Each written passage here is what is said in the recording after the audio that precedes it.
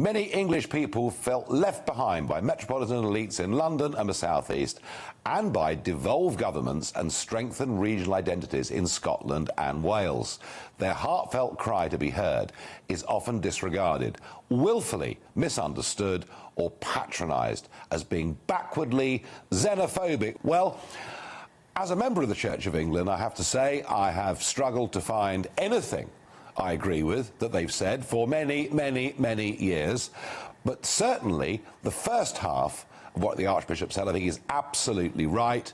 And I thought it was terrific to see it coming from the Church of England.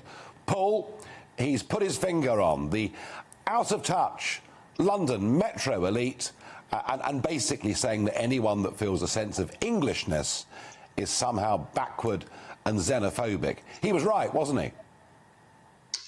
He was absolutely right, and it was quite refreshing to hear, actually, from a senior member of the Anglican clergy. It seems to be a case of while the cat's away, the mice will play. So I suspect the Archbishop of Canterbury might want a quiet word with him when he returns. But, you know, he said absolutely the right thing. He was stating the obvious. There is a liberal and cultural elite in this country, people who often come from a more well-heeled background. They live in our fashionable cities and our university towns, who are completely contemptuous of small-town Britain, provincial Britain, post-industrial Britain.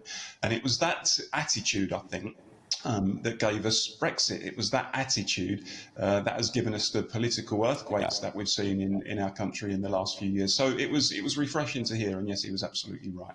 Yeah, and he was talking, really, wasn't he, about people like Diane Abbott. You know, that famous tweet that she put out, you know, as if somehow the Cross of St George was just this most awful, terrible thing. The odd thing, though, Paul, is that Scottish nationalism is fine, Welsh nationalism is fine, Irish nationalism is fine, but even saying you want to cherish an English identity, I mean, they don't even like the concept of that, do they? No, they don't, and it was Emily Thornberry, of course, who put out that tweet about the. I apologise. You're right. It was the Rochester-on-Street by-election. Yeah.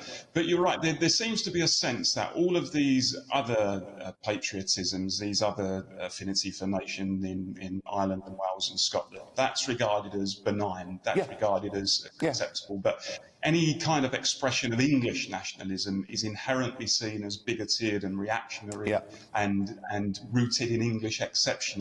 And, you know, my experience actually of most people in this country is that they just have a pretty understated feeling of affinity for their own nation, not in a way that they think that they're superior to others, not in a way that makes them think they want to march through Europe and take over other countries, but just they have that simple sense of place, that sense of belonging, that sense of nation. And it's that basic communitarian impulse, the patriotic impulse, that so many people among our elites have failed to understand and failed to comprehend, and that those elites, I think, have paid a price for it. I would completely agree with what the Archbishop said. I mean, I think Paul sort of hit the nail on the head there, that the Brexit vote was a little bit about this. Obviously, it was partly about the European question, but partly about people pushing back against this kind of metropolitan establishment that for too long had seemed as though it wasn't listening to the people, and I think to some extent still isn't.